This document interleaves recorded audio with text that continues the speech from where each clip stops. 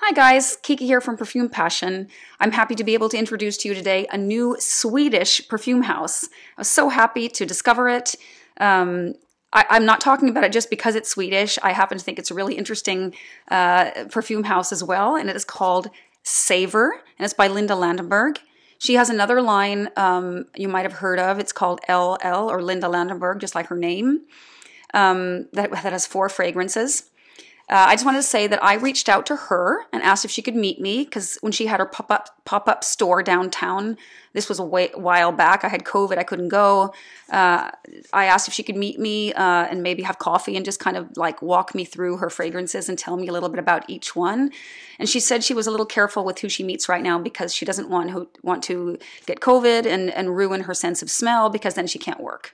So I totally respect that. So I was very happy to receive this discovery set with, it has 1.5 mils spray of these 7 fragrances. And I made a decision. I would never, and I will never, accept a free bottle of perfume, period. Commercially, I mean, if my parents buy me a bottle, that would be one thing, or if I get it as a gift from a personal friend. But I don't know Linda personally, and I've just got samples. Because I really want to be, you know, the honest, unbribable perfume reviewer out there. I do this just for fun, and I want to be able to say that, you know, I don't like this at all, or I really love this. I don't want to feel like obliged to say something. So that is a promise to you guys. Never, I'm never going to accept money or any free gifts with perfumery. So if anyone wants me to try something, send me a sample, and I might review it, but I'm not going to promise anything. Okay, so I got these 7 fragrances, and the first one, I think is the one that Linda herself feels that is most special. It's a limited edition, and it's called Bells in May. And it is, she wore this fragrance when she got married.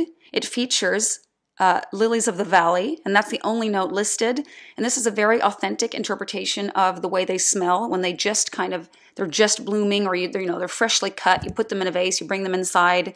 And I think if you're into that note, you should get your nose on it now, since this bottle will be taken away pretty soon. I myself am not a huge fan of this. I mean, wearing that kind of a smell. I like it combined with other notes, but not kind of by itself, not like Lilies of the Valley prominent perfumes very much. I did have white suede. I like that, but that was more soft. This is a little bit on the soapy side, but it smells like Lilies of the Valley. So if you want a perfume that smells like that, get it. And then we have the perfume that has received the most attention and is the most popular, and it's called Be Mine. Be with 2 E's. It's kind of a play on words. So this is kind of from early summer when the bees, chase nectar in the garden, and it's really kind of honey, nectarish kind of perfume. It features the note of lilac, which is quite unusual in perfumery. Lilacs grow here in Sweden in May. Beautiful smelling, very rich kind of floral fragrance. I get kind of a yellow floral vibe from this one. It doesn't have like ylang ylang, but it could have had. It also has a greenness to it. It has a nectar vibe. And when I wore this the first time and I really gave it a proper wearing, there was something disturbingly sweet about it. And I thought, this is not for me. But then this morning when I tried it again, I was kind of preparing for this video. I felt that it had really grown on me. So I think maybe acquired taste is necessary to appreciate this fragrance full out. This is not for those of you who are coming from the designer world and want to kind of get into niche. This is for someone who is used to different kind of intense fragrances and kind of wants something new. This is really unique. It has neroli. It has some fir balsam. It has definitely green, kind of nectarish, honeyish quality. And I think you should really try it. It's really spectacular. I myself will not be buying a bottle. I still think it's a little on the sweet side for me, but I might get there, who knows. And then there is citrus smell, which is a little bit more of an easy reach that I think like anyone could enjoy this. This is actually the fragrance that Linda herself has worn the most, which even surprises her because she's not like a citrus girl, and neither am I really. But I really like this one. It opens up really crispy and it has like so many citrus notes. It has bitter orange. It has it has grapefruit. It has rhubarb, blood orange. Maybe maybe the grapefruit wasn't quite right. It has ginger, which gives it like a freshness to it. And it opens up a little bit. The beginning is a little bit too fresh. Like it's, for me, I get a little bit of that like kind of something that you clean the house with, kind of freshness from neroli. But when that kind of fizzles down and it starts to warm up a little bit on your skin, it has more of a kind of a clean, warm, kind of laundry drying in the sun kind of vibe. There's orange blossom. There's artemisia. It has musk. It has kind of an herbaceous sweetness to it. Man or woman would enjoy this. Citrus Spell. That's that one. And then there's November Violet. And the inspiration for this came when Linda was taking a walk in November and actually found a patch of blooming violets. And it's supposed to sort of visualize a contrast between seasons. It has notes of course, violet combined with pink pepper. It has some oak moss, heliotrope, and carrot seed. A little bit of patchouli. And I think that there's a certain, I think the base of this reminds me a little bit of Gris Dior. And I think it's probably the oak moss that does it. So like kind of like a damp forest floor. The carrot seed with the violet gives it a coldness. And I think maybe this fragrance, this is the one I love the most at first.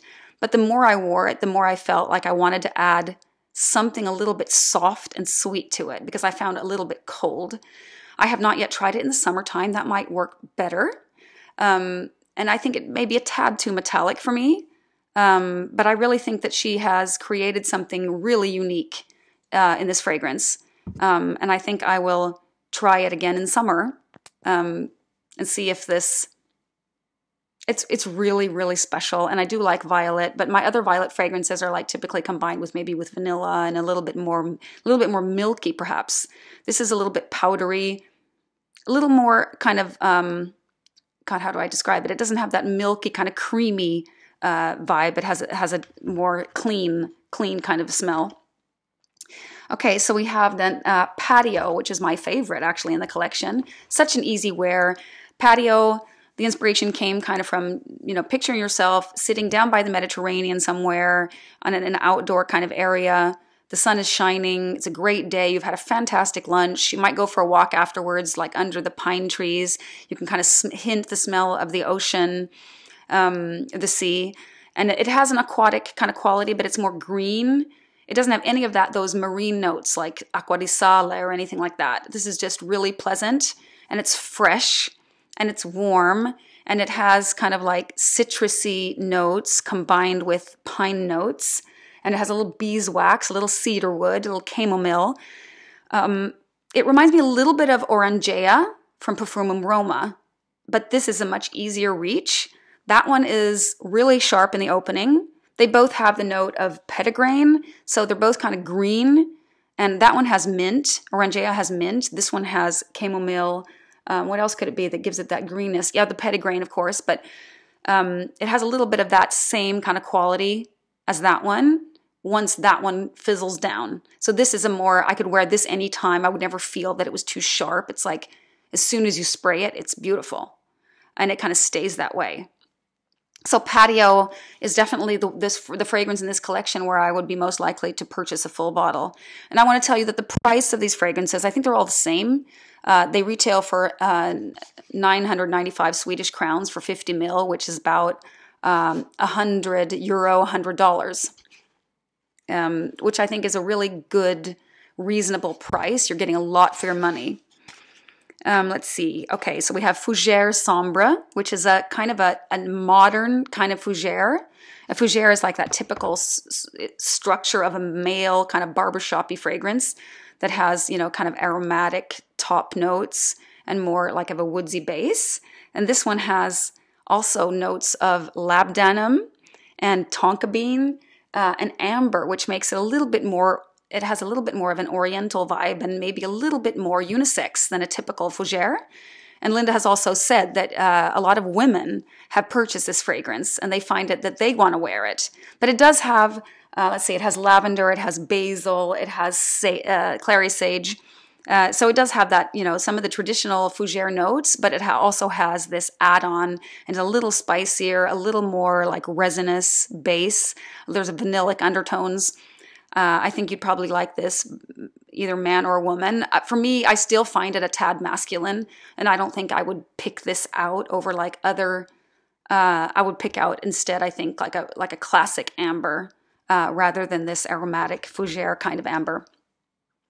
The last one is what Linda describes as a more conceptual fragrance. It's completely different from the others on the list. It was created together with a clothes designer named Yosefi Naim, and it is called Steel by Naim.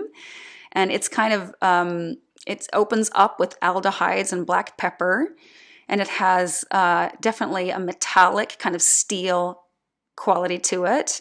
And it also has the note of olibanum, so there's an incensey vibe, and it has some black currant. It's very fresh. The sum of all these notes creates like a freshness. So, but it has that industrial vibe, kind of picture like a dark night with a starlit sky, and the stars are kind of represented by these aldehydes, and the aldehydes make it also really fresh. I find it a little bit masculine, but there is also like there's a little bit of an overlap in notes with November Violet, where that one is much more feminine and this one a little bit more masculine. And I think this is a fragrance for someone who's been into perfumery maybe a few years.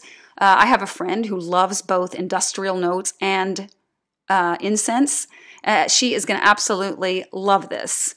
So I think get your nose on this. It's really exciting. It's kind of a challenge for your nose. I don't know when I would wear this. For me, I wear it mostly like for reference, just to kind of like learn more about metallic notes. This one has violet as well, so I think that's kind of a part of the metallicness of it. I don't see myself like wearing this to a party. That I wouldn't dare do that. I'm not comfortable with it yet to that point. But definitely check this house out. Interesting fragrances for men and for women. Most of them are, I think, unisex. Maybe not all. And I think that you should. I'm gonna be purchasing Patio because I think it's a great like everyday kind of fragrance that would like always work, and I can really see the picture that Linda has tried to paint in this bottle. So that was Savour.